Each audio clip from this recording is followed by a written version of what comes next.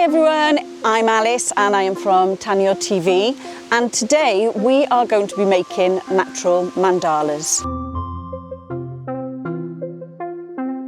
Now I've already been out and I've been around the garden and collected loads of materials, and the first thing I'm going to do is sort them into categories. So this could be the type of materials they are, the shape, the colour and of course the size.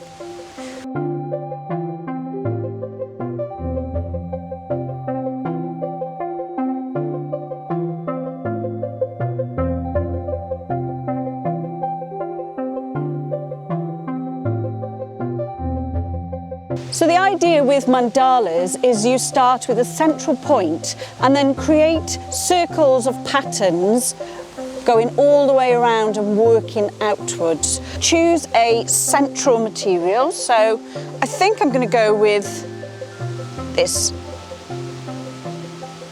nice plant here, and then working my way outwards I'm going to start creating circles of patterns.